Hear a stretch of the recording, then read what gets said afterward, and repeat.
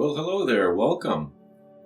I am Matt Leger. If you're not familiar with the channel, I do three main things, the three pillars of Maple Grove, as I call them. We do nature-based things, technology-based things, and balance, which is basically balancing the nature and technology side of it. I don't believe that it's healthy to have one sort of outweigh the other. So, of course, it's important to spend time in nature. And as we know, we can't really get away from technology. And I honestly think that appropriate technology is just fine. There's nothing wrong with that. If used, safely and appropriately and in moderation, it could be a very powerful tool. So the balance side of things kind of takes us to this video. In balance, you got Smoggy here. For anybody who doesn't know Smoggy the Beardy, my son Vince is out at the grandparents'. It's Christmas Day today, and we had some stuff to do at home, so we dropped off the grandkids at their grandparents' at my parents' place, and so the kids are over there, so I'm taking care of Smoggy for them. But the balance side of things is playing directly into this video, which, as you see in the title, is Sunday Service. So a few months ago, I had this idea of starting a Sunday service, non-denominational based Sunday service. So it's not necessarily Christian, but not necessarily not Christian, because if you're not already aware, and again, this is part of the balance pillar of the three pillars of Maple Grove, I would consider myself to be an Omnist. And if you're not familiar with Omnism, I actually have a video on that on my Rumble channel called The Omnist's Paradise. And I make a pretty good introductory video on what Omnism is, how it works, what my particular beliefs are as it relates to that religion. But it's not really a religion, so to speak. It's sort of an acceptance of all religions. Because, again, as I say in the video, I truly believe that there is a certain degree of truth to all religions and all spiritual faiths and beliefs. But no one religion or no one spiritual practice contains all of the truth, right? So, and I really, really enjoy learning from the many, many peoples of this planet, and the many cultures, and the many languages, and the many mythologies and traditions. And I just love that stuff, legends and stories. I just can't get enough. And it's so interesting. It's so fascinating to me how the different peoples of the world do things differently. And I'm not afraid of that difference like some people are. I'm actually very much intrigued by it. I love learning from stuff that's completely outside of my comfort zone or my wheelhouse. I just love it. So I thought, why don't I make a Sunday service, being that I am a spiritual fellow, and I would consider myself a shaman amongst other things. And shamanism is another perfect example of something that could be entirely omnist in nature, because shamanism essentially is a religion of one, of you and nature and your reality. So that fits in perfectly with Omnism. The other thing is, I want to be very clear here that if you are a mono-denominational, if you are Christian or Catholic, like I once was, that's perfectly fine as well. There's nothing in these videos that will be counter to your religion. Nothing's in conflict. If anything, shamanism and Omnism will enhance your existing faith and spiritual practices. It'll just take it to the next level, because this is a completely accepting religion. It's a completely accepting faith and spirituality in the sense that we don't turn anybody away. As long as you believe in the golden rules, you do no harm, and you stick to your contracts when you make them, you treat others the way that you would like to be treated, that's all that we can ask. So it doesn't really matter how different we are. As I say in some of my other videos, what we need to do right now is focus on our similarities and forget about, for the time being, let's forget about what separates us, and let's start thinking about what unites us. Because I'll guarantee you, once you start looking into it, we have a lot more in common with each other than different. I promise you. That's just, we all want the same basic things in life, which is essentially, safety, all the things that our human rights on the political side are supposed to protect. Those are the things we're looking for deep down as people, I think, is the safety, the security, to have a roof over our heads, to feel safe in our homes, to have our family protected and fed and well taken care of. And we want to be happy, right? And it doesn't have to be complicated. So that's essentially the premise for this new series, which I'm calling Sunday Service. So it's going to be on Sundays. I'd like to eventually turn it into a live stream so that people can tune in live on Sunday mornings. But it may end up being something, we'll see in the new year, but it may end up being something that I do, ahead of time and have the videos released at the same time on Sunday. So whichever one ends up working out the best, I'll probably take that approach. But regardless, you're in for a treat with this one, because it's something that I've been wanting to do for a long time, because I feel it's needed. It is very much needed in today's world. So let me give you an idea of kind of how these things are going to unfold here. I've got another screen to the left, so if I'm looking over here, forgive me. I've got my notes over here that I'm going to read. But basically, as far as the agendas go, we're going to first of all create sacred space. So this is creating a circle in this room, and it transfers through the internet. So through the magic of camera and not television, but the internet, I guess, we can create sacred space together through the digital format. It doesn't matter. It crosses all bounds. Distance is irrelevant. So by me creating sacred space, you're more than welcome to do that. Of course, where are you going, Smoggy? No, stay on me. I thought he was going to jump for a second. Smoggy, where are you going? You okay? So, sacred space transcends all boundaries, so distance, irrelevant. So by me creating sacred space here, you're welcome to do that and follow along, of course. I would actually encourage you to do that. But by me creating this sacred space for our Sunday service, it will also, apply to you, sort of cascade down from here to wherever it needs to go. So that's the first thing we're going to do, is open the circle, create sacred space. I'm going to start every Sunday service by reciting my opening prayer, which is honoring our ancestors. Very, very important. I do this every morning, and I'll do it twice on Sundays if I have to, or I'll wait until Sunday service to do my opening morning prayer. But the basic premise is, like I was saying, we're going to be talking about Omnism, who these videos are for, which is essentially everybody and anybody. We could do a quick sermon. It's not going to be necessarily a religious sermon. It could be one on psychology. It could be one on shamanism. It could be one on a particular religion. It could be one from a philosophy book. But they're going to be lessons that we can all benefit from, right? Stuff that's going to help us. Like, for example, today I have an article that I'd like to read on forgiveness, which is actually, in this article, it explains how forgiveness is actually an act of self-love, which I just love that idea, which makes so much sense. And we'll talk about that here in a second. I don't want these videos to be too long, so I'm going to try and streamline it as much as possible and hopefully keep it under maybe a half hour or so. But if you're used to going to church every Sunday, you're there for what, an hour and a half? So if we can, be somewhat along those lines, maybe a little bit shorter, because I do remember being in church, and the time did kind of drag sometimes, especially when you're not interested in the material. So we're going to try to make sure that doesn't happen here. I'd like to also do a guided meditation. Maybe sometimes we'll do like a breathing technique or a yoga exercise, perhaps. Could be a physical, like hatha yoga. It could be bhakti yoga. And there's the possibility of doing mantras as well, which are really fun and beneficial.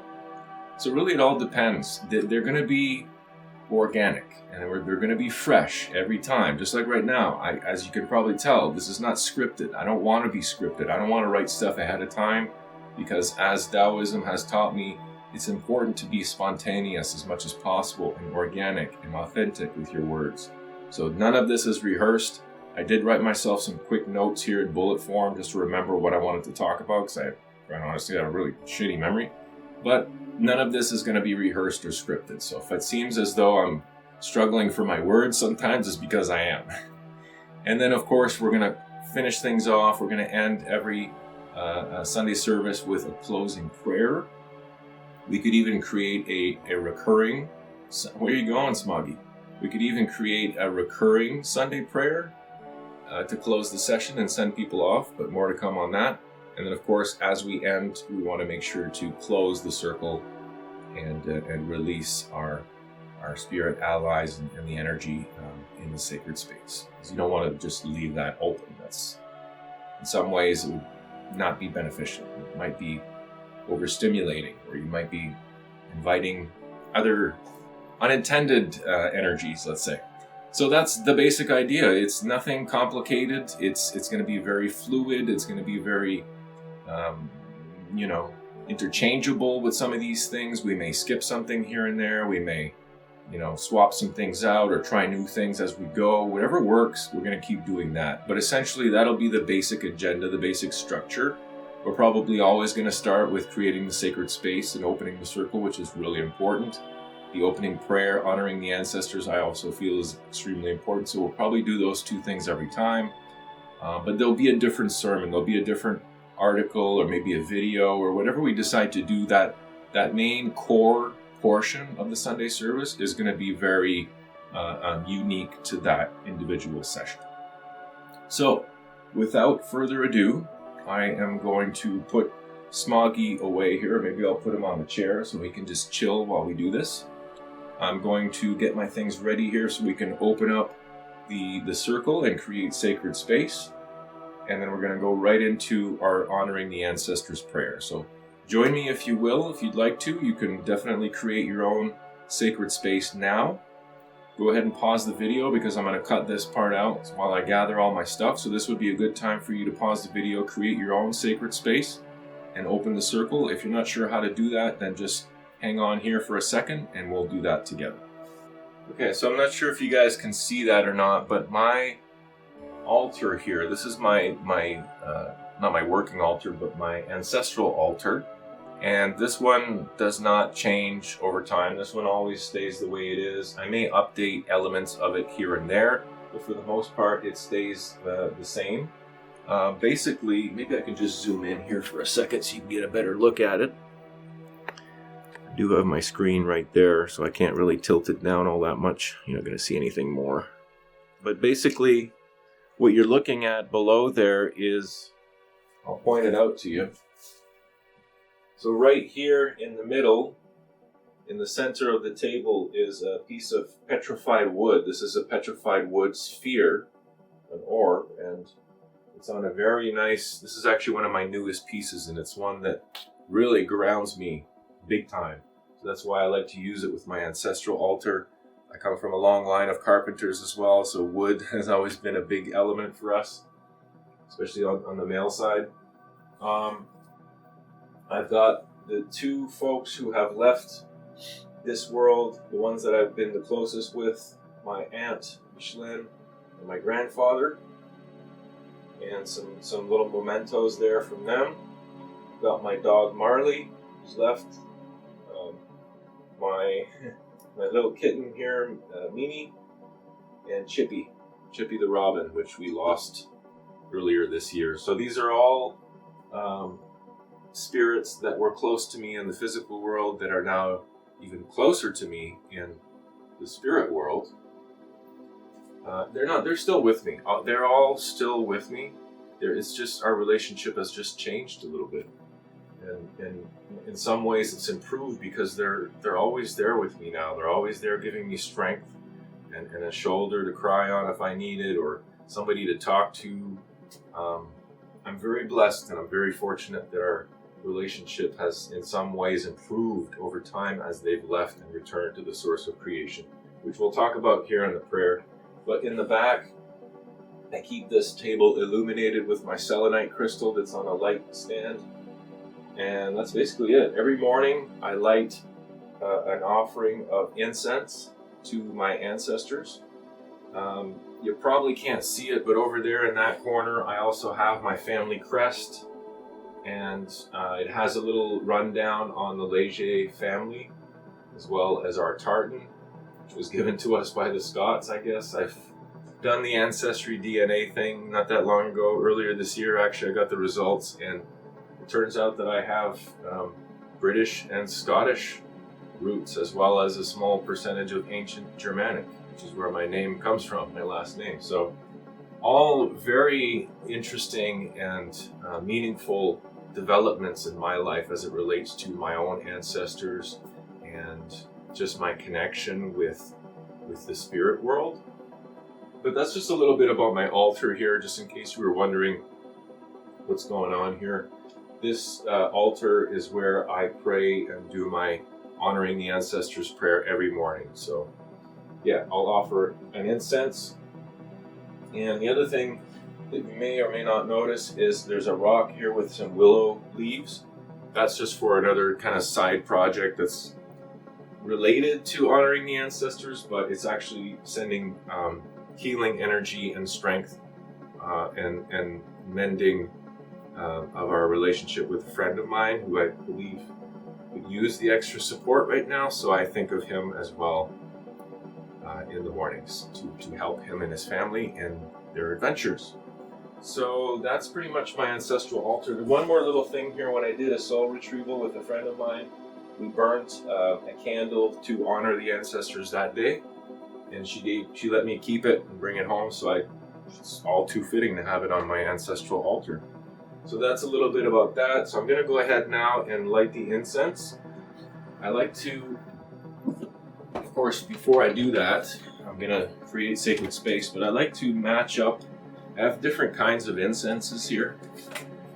Got a whole bunch of different ones. So I like to match up the incense and the offering with what sort of day it is, what may be lacking or what may be in excess, and kind of counter and balance that. For example, if we look at the Raven Spirit incense and we just look at the box, I mean, this is just their interpretation of what they think it is, but your expectations sometimes are what dictate your experience.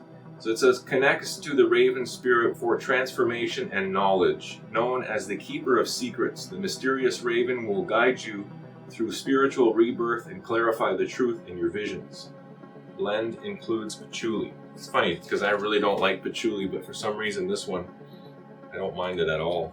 So that would be a good one for today because it involves spirit and knowledge. So I would match that one up. The Raven would make sense. Turtle Spirit, maybe that makes more sense. Holy Smoke, that one's a bit strong, I find. This is one of my favorites. I absolutely love white magic. I don't know what it is about this smell. I normally don't like very fragrant, perfumey smells, but there's just something about this one. It connects me with my fairy companion, my Anamkara, and it just reminds me of her. And it does somehow, and again, it could just be my expectation because it's called white magic, but I feel that connection to her. I feel that connection to the fairy realm when I burn this stuff. So it's a good way of bringing in one of my most powerful healing allies just by burning a little bit of this and offering it to those spirits. If I need to cleanse the room, if I feel like there's a lot of pent up negative energy, a lot of stress maybe here, anxiety, or something that's happened at work, or something going on with my family, some conflict, I may burn some California white sage. This is by the same company as Nagchampa. Really like this one. It's a bit on the sweet side, so you have to like the sweeter smelling incenses, but it's very clean. It's like a very clean, light fragrance, very cleansing, big time. This is a good one to dispel those negative emotions. I do have the regular Nagchampa, which I kind of got sick of it over time because I burnt a lot of it in my younger days. But I do like to burn this every once in a while. That one's more for just general use, I find. And then I used to have a lot more than that. Oh, this is a fantastic one. This is not supposed to be all about incense, but I guess it's good to set this up for the future. If you ever tried this one, you know what it's like. It's like an Indian temple. It says it right on there. This one I'll use especially when I'm doing devotional meditation, particularly anything to do with Hinduism, Shiva, Shakti. If I'm doing mantras, this is a very good one to burn. It's a bit strong, so you have to like the darker Indian smelling incenses. So it says right here, smells just like temples in India. A holy temple. Create a pleasant atmosphere of holy temple at home. So it has that Indian temple kind of smell, if you can imagine. I've also got one here. This is very rare that I'll burn this one, but this is an Egyptian god incense, sobek, which is as an element of protection here, a little fierceness to him. It was an alligator god, I believe, and the crocodile god in ancient Egypt. I normally have a lot more of the native spirits incense. I really like those, most of them. The only other one I have is nature spirits incense, wolf spirit. And this one I will use particularly when I want to reinforce the bonds in my family, because as you can imagine, a wolf pack, they're very tight, they're very social creatures. So it makes sense. Connects to the wolf spirit when you seek for understanding and communication. Perfect for families, right? The wolf is a family-oriented spirit. There you go. He is loyal and intelligent. He will guide you to maintain your self-esteem and be who you are. The blends include frankincense, and it does have that churchy frankincense smell. Now, if ever I want something a little bit more intense, for lack of a better word, I do burn charcoals, and I've got a whole bunch of stuff under here with my oracle decks and things. I've got frankincense, myrrh, all kinds of stuff down here. A justice blend. I've got dragon's blood, sandalwood, all kinds of stuff. But that's quite rare. That's usually if I'm doing a pretty heavy, deep meditation session, or I'm out of incense, or if I want a very particular effect or some heavier spirit cleansing effects, I might use that. But though it's situational, and it's kind of a little bit more expensive, so I'm careful on how much I use. I think today it makes sense to go with Raven. So I'm going to go back to the Raven, and that's the one I'm going to offer today. An offering doesn't have to be food or drink.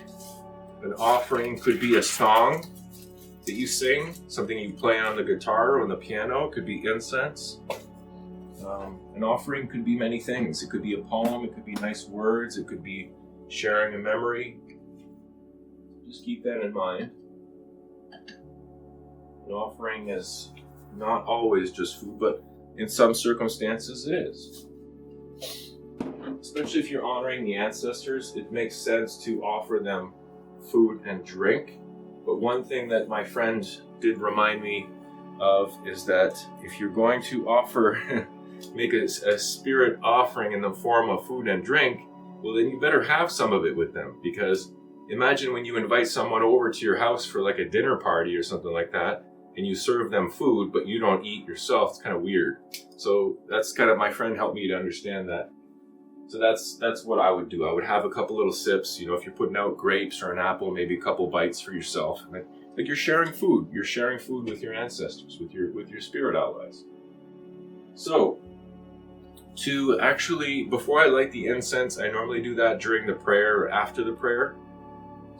Smoke, as you may or may not know, smoke will help to carry your prayers to the heavens. That's why a lot of original peoples will use tobacco in their ceremonies, because it helps to carry their spirits to the heaven. I actually have a tobacco blend that I made down there that I use quite rarely. Normally I'll use that outside. So as far as creating sacred space and opening the circle, I like to keep it relatively simple. So I'll grab something like a Palo Santo or some white sage or a cedar bundle or maybe some pitch, some pine pitch or something like that, and I'll just smoke the room and I'll clear out the space here. So first things first, and I will face the cardinal directions as I'm doing this. So first thing is I'm just going to get the Palo Santo going a little bit here. And we'll say a few words. I try to keep it as simple and basic as possible, but again, if you're doing it along with me, do it whatever makes sense for you. Okay, here we go. We're going to take our time here. We're going to be very thoughtful and methodical and really try to put our heart into this, open up our heart chakra, and we're going to really put some intention into this. So, we start off in the east. I have a picture up here in the east to remind me what each direction is and the elements that it involves. So, today we create sacred space for our first Sunday service. We acknowledge the powers and the spirits of the east, the rising sun, the air that fills our atmosphere, the air that we breathe, the air that carries the smoke up to the heavens, the flight of the bird, the feather. We honor the powers and the spirits of the east. Welcome. Now we're going to move clockwise, and we're going to turn to the south. Spirits of the south, please join us. Spirits of fire, spirits of the volcano, spirits of magma in the center of the earth star. And I'm just being organic here. None of this is rehearsed. I want it to be very authentic. Spirits of my element, the fire, my strongest element, help to temper us, help to forge us. Join us with your warmth, your radiance, your heat, and your light. Now I'm going to turn. I don't need to put my back to the camera here, but I'm going to turn to the west, and we're going to do the same thing to the west. Spirits of the west, of water, of the setting sun, please join me. Help us to flow in our lives, to spread across large areas with ease in our minds, in our lives, to fill the void, every single crack. Water penetrates anything and everything.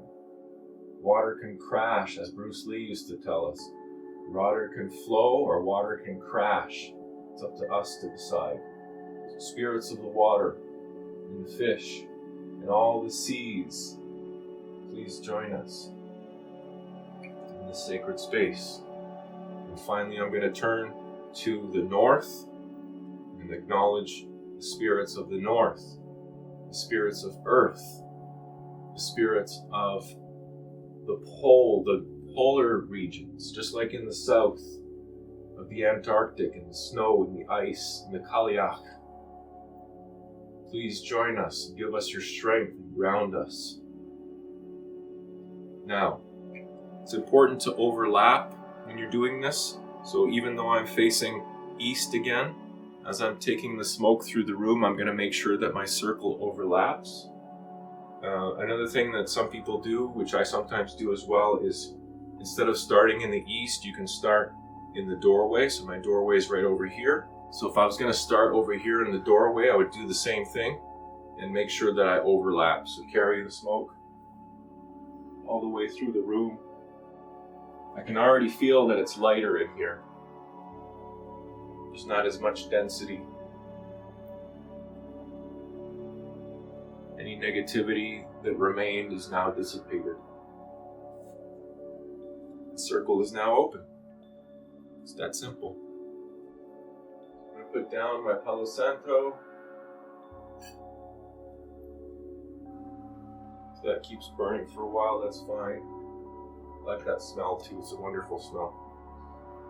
And now we're going to go straight into honoring the ancestors, our first prayer of the day. So, I may not always recite my ancestral honoring the ancestors prayer. If you have one of your own, please read that. If not, you can just follow along with mine. Now, I don't want to take it off the wall, so I'm just going to try to read it. Hopefully you can hear me. Honoring the Ancestors, a Morning Prayer by Matt Leger.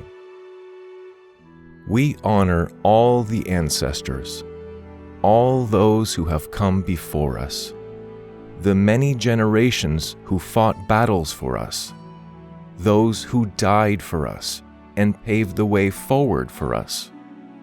Without your life, we would not be here. We honor our dearly departed loved ones, those who have returned to the source of creation. We still love you and we miss you, but we know that you're still here with us in spirit. We think of you often, and we will cherish your memory always. We honor all of our pets, all of our animal friends. Though you have left this world, you are still close to our hearts. Keep walking, crawling, swimming, and flying beside us. To all our beloved family, friends, allies, and ancestors, please continue to watch over us with your ever-loving gaze. Shine your divine light on us, protect us, heal us, and work through us. Help us to do the great work. Bestow upon us your love, wisdom, compassion, and kindness, so that we may do the same to all those in need in this world. So mote it be.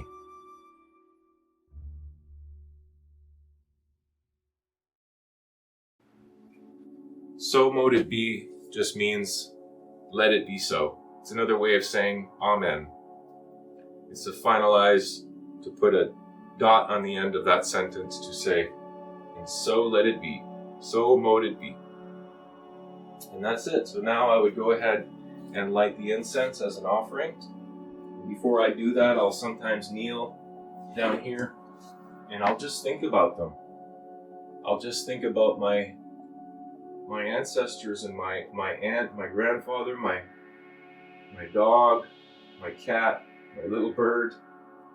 I'll just think about them, and I'll try very hard not to be caught up in too much grief.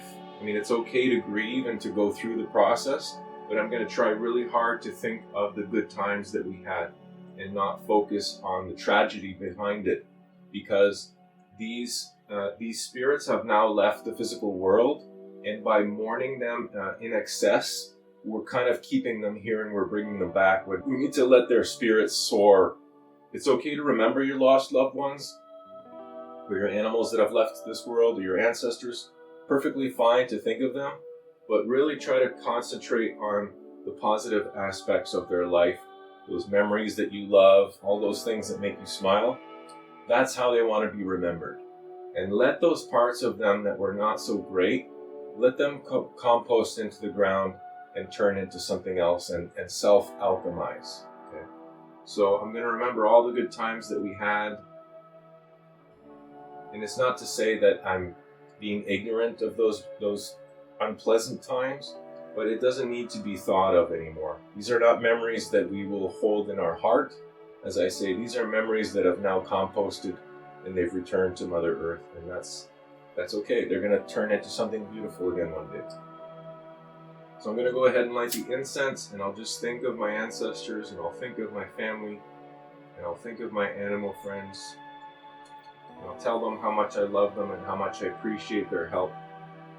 And one thing that I like to do with my feather is I'll blow out the flame with the feather. I never blow it out with my breath. That's just something that I do. And also with the feather, it helps with the air energy to kind of dissipate everything. And it smells wonderful. And the raven energy is already here. I can feel it. The raven is going to help us to send messages to the beyond so that they can hear us. So that is it. So now we've created sacred space. Okay, I'm just going to sit down here. So now we've created sacred space. We've done our honoring the ancestors prayer. We've invited all of our friends, our allies, our ancestor spirits to come and help us and join us today. It's the same as you would in church when you're inviting the Holy Spirit and God and Christ to join you, because it's a holy place now. And I'm telling you, it feels different in here now. If you did this every day like I do, you will notice a notable difference. Like the energy in the air is quite noticeably different. Like, it's lighter in here. It's not, like I said, it's not dense. It's not heavy air. It's clean. It's inviting. It's somewhere where you'd want to come and just hang out and read a book. It's inviting. So let's get into the next thing here, which is a sermon about forgiveness. Now, I'm just going to put this up on the screen here so we can read along. And I actually had a note. As I'm bringing this up here on the screen, I just want to share a quick note with you. Hopefully my camera is not going to be in the way here. There we go. Perfect. So, go back to my notes. So as we read this article, I want to talk about something, and it was very close for me to have missed this wonderful blog article because I was on mobile at the time, and on my phone, the text from the article was very, very small. It was almost unreadable. And the first thought I had was just click on another site and skip this one. I can hardly read it. It looks fine on the computer, but on the phone it was almost illegible. And I had to zoom in, and so I had to work a little bit to access this information, this insight. But I'm glad I did because it's such a great article. And it brings up the point that sometimes you have to work a little bit to uncover what I call rough, uncut gems.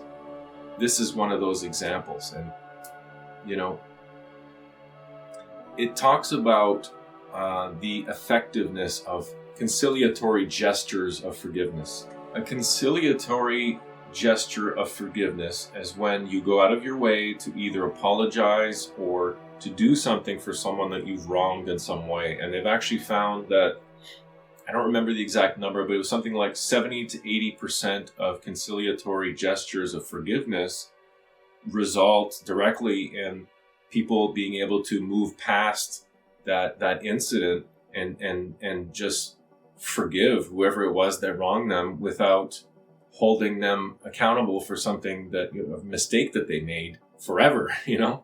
So a simple act of forgiveness. So for example, I had an idea yesterday that there are some folks that I would like to forgive. I have no problem with forgiveness, to be honest with you, but my part in the forgive and forget, the difficulty that I have is in the forget.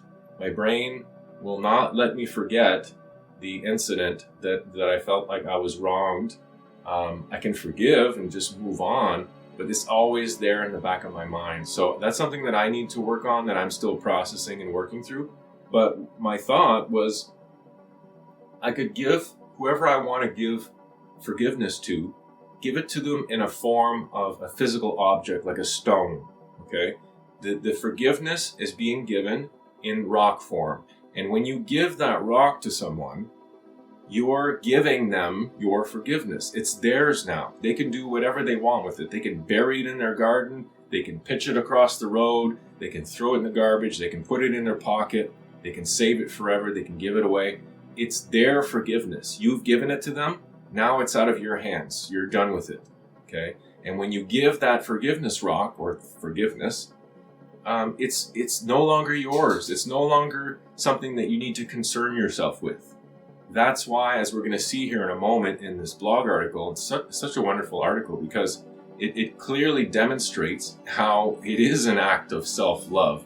Who's being harmed when you're stuck on something that you can't move past, or someone's wronged you in some way and you can't forgive them? Who's suffering there?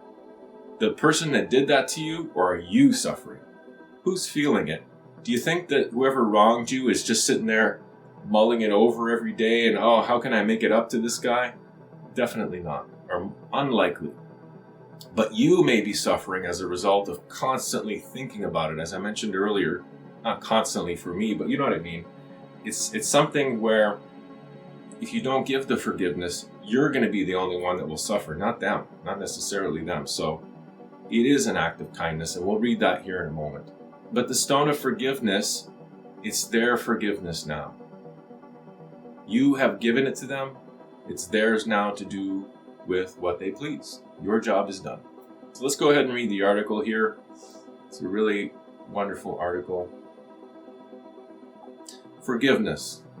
It's from the shaman's blog, and I'll put the link in the description in case anybody wants to check it out. It's going to be in the agenda portion of the description.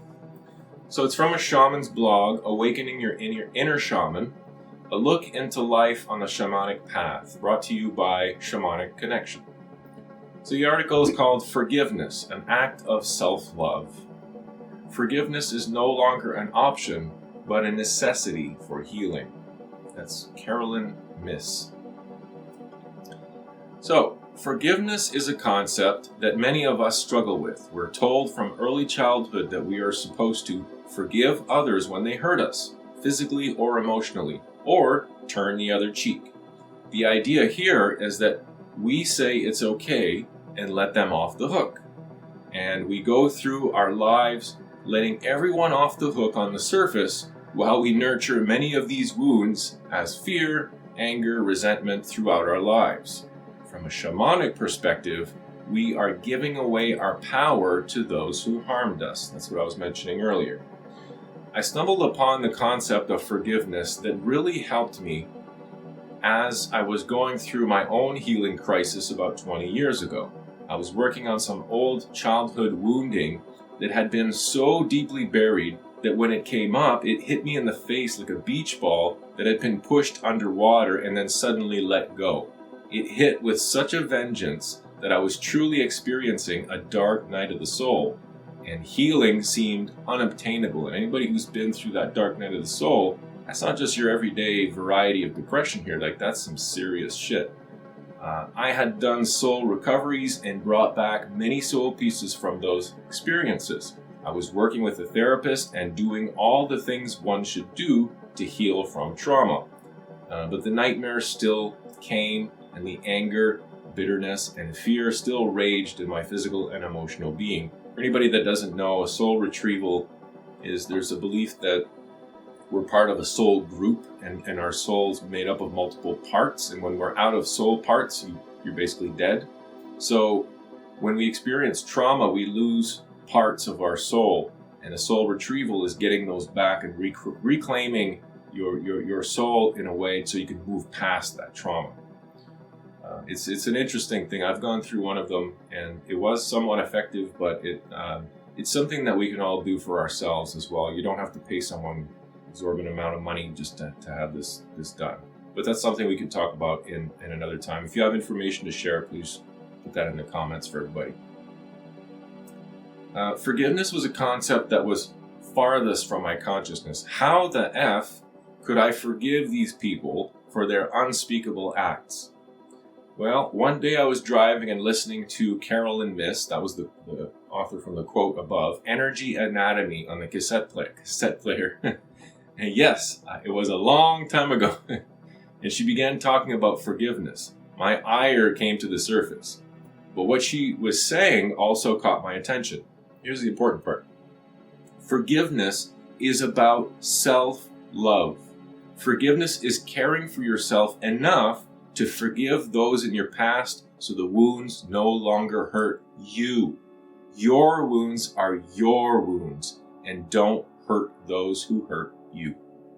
So in other words, that pain that you're carrying around with you, you're the only one carrying that around. So not only did you suffer and from the initial trauma of whatever that happened, but you're carrying around the pain from that trauma inside forever, while whoever wronged you is not.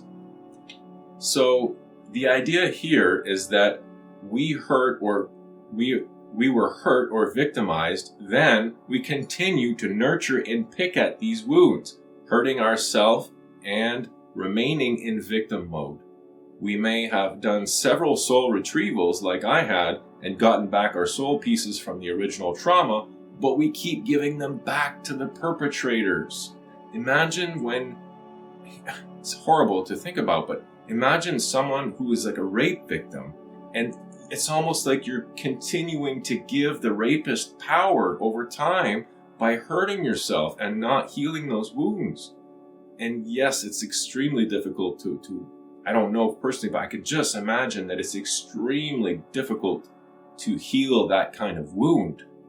But it does you no good to carry around the trauma and the pain for the rest of your life either. That's almost giving more power to the criminal. So this really made sense. I'm sure the people who harmed me probably never thought about me after the incident. Exactly. But they were in my mind and in my energy field daily. So the process of forgiveness began, and with it, true healing. An important concept here is separating forgiving the person from forgiving the act. This is very important, guys. Some acts are not okay. This is where I struggle with the forgetting. They are not forgivable, but the person is. Okay, let's go through that again because that's important. An important concept here is separating forgiving the person from forgiving the act. There are some acts that are unforgivable. Some acts are not okay. They are not forgivable, but the person is. Okay, I don't like that word person because I know what it means on the legal side. So I would say, the human or the man or woman is. This concept was easy for me to understand because as parents were taught, this is a good example here, when disciplining the kids, to be sure to separate the act from the child. In other words, what you did was bad, but you are not a bad child. Thank you, parenting books. That's so true. That's such a great example. Forgiveness is a very conscious act. It may require us to look deep into our festering wounds, which is hard for some people to do. Look at the benefits we gain from picking at them and assessing if the benefits of healing outweigh the current benefits. Really, by picking at them, there is no benefit. It's not an easy act by any means. But what better act of self-love than to set yourself free from this ongoing cycle of pain? Once we begin to forgive the man or woman for hurting us, we begin to regain our power. We are no longer victims, but free to heal and grow, as Carolyn Myss says. The consequence of a genuine act of forgiveness borders on the miraculous. It may, in my view, contain the energy that generates miracles themselves. That's how powerful it can be, folks. Miraculous. That's how powerful the act of forgiveness can be. The view of forgiveness has helped me and many of my clients over the years to release themselves from the bonds of victimization and become more whole and complete. May it help you on your journey. Until next time, Mitakuye Oyasin. A Lakota prayer reminding us we are all related. Debbie. Since we're at it and we have a couple of minutes before we end the first today's Sunday service, why don't we look this up and see if it's not too long, then I can read this one as well. So they say here in this article, it's a Native American Lakota mantra, Mitakuye Oyasin. With all things in all things, we are connected and related. Indian John told me the Native Americans refer to the rocks as stone people because the spirit of the creator of all things flows through the rocks in the same way as it does through you and me. And through the bushes, the bees, the wildflowers, everything. Little Red Bear. And it's very similar to, I've heard a similar thing where they refer to the trees as the old people, the old standing people. So there's the stone people, there's the tree people. And by people, they mean that they're life forms that are no different than themselves. They're family. All life is part of the same family. There's even a Carl Sagan video here, We Are All Connected. So that's a good way to, I think, to end. All right, well, our first Sunday service here video ended up being a bit longer than I wanted it to be, so we don't have time for a guided meditation, unfortunately. But I think we were able to explore some really important sides to forgiveness, which was almost meditative in and of itself. What we'll do in closing here before we close the circle is I would invite you to just join me in just closing your eyes for a moment. Get your back straight, sit comfortably. Just start to take some deep breaths. In through your nose, hold for just a second or two, and then release. Be sure to empty out your lungs completely when you're doing this. Filling your lungs with air, holding for just a moment, and then release. When you do this, try to make it a smooth cycle where it's not an abrupt end at the top or at the bottom of the breath, but it all flows smoothly like a wind. One more time. In, holding, and release. Continue breathing deeply. While you do that, we're going to take a moment to quickly go and check out our sacred space. Keep breathing deeply, filling your lungs with air, filling your whole being with light. Exhale. Create that cycle, that connection with the earth, grounding you. For anybody that has a sacred space, you're welcome to start making your way there. For anybody who does not have a sacred space, think of a space in the physical world that you absolutely love, that you could not spend enough time in, that you just would go there every day if you could. Maybe you do. It's somewhere calm, peaceful. Maybe there's a gentle breeze, sunshine, whatever it is that works for you, that makes you feel happy and safe and calm. That's your sacred space. So we're going to find our internal sacred space, and we can do that, as I said, by thinking of a sacred space in the physical world and start making your way there at the internal level. They can be the same place. For me, my sacred space is my physical sacred space. It's just in the upside down world. So if you think of Stranger Things, there's the same world except on the opposite, in the upside down world. It doesn't have to be dark and freaky like it is on that show. But for me, my sacred space looks a lot like it does in the physical world. It's just, I know that it's not the same. I know that it's a spiritual place inside of me that I can go to anytime I want. So if you have a sacred space, start making your way there. And if you do, you probably know where the entrance is, how to get in there. But if you don't, just try to look around and see what the entrance might look like. To give you an example, the entrance for my sacred space is under a massive boulder in the woods here behind my house. And don't forget that your sacred space is a spiritual realm. It doesn't have to obey the rules of physics. Physics don't apply there. So in my sacred space, the entrance is this massive boulder that I can just push aside with my hands very easily. It just moves right away. And underneath that big boulder, there's a pool of very still, crystal clear water. It's room temperature.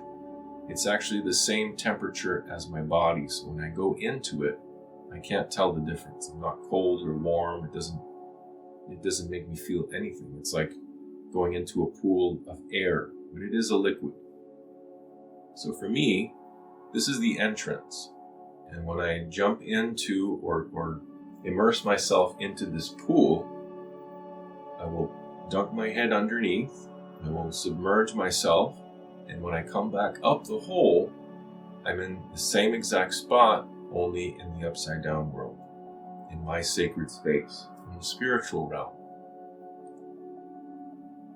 Now, once you've made your way into your sacred space, you found the entrance, you're making your way inside, take note of what it looks like on the other side.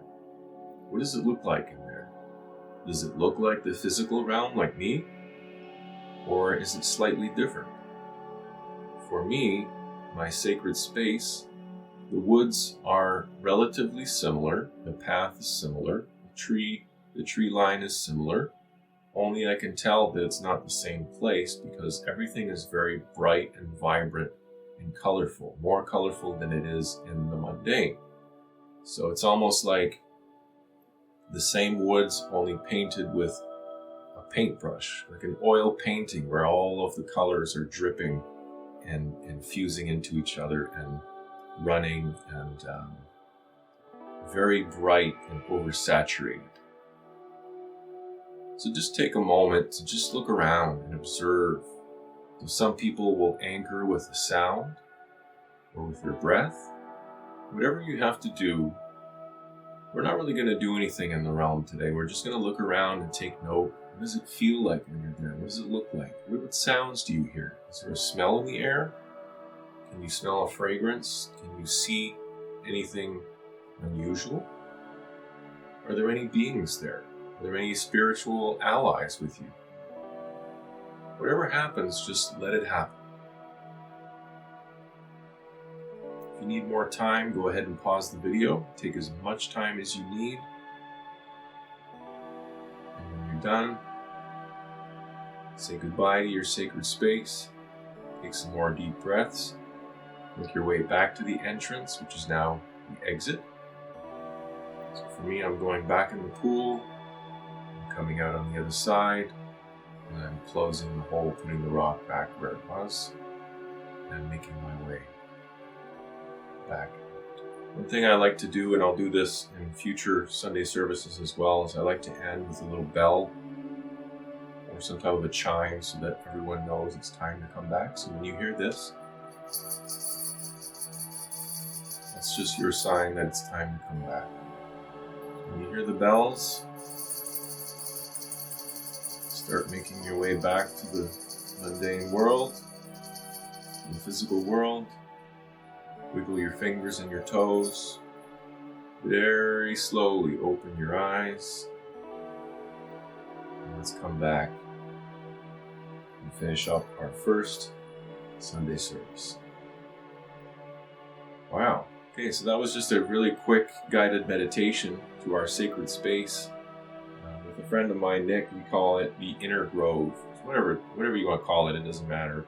The inner grove is kind of a nice idea because for me, my sacred space is a forest, so it makes sense. But it could be anything. You could be in the North Pole. It doesn't really matter. You could be in space. I've had some journeys where I was meditating in space, and that's perfectly fine as well. The key, guys, is to make it your own.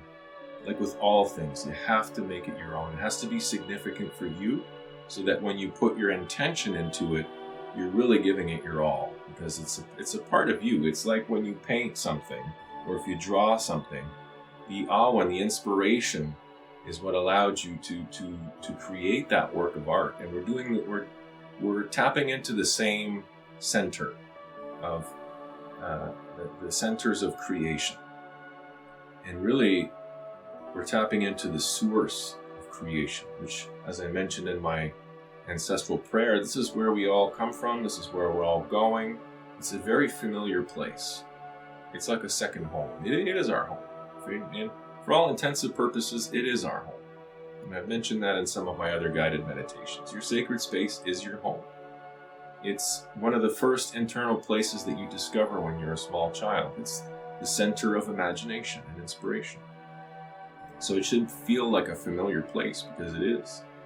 And it is the safest place that we can go, because it's inside. It's protected automatically by our convictions, our dedications, our fortitude.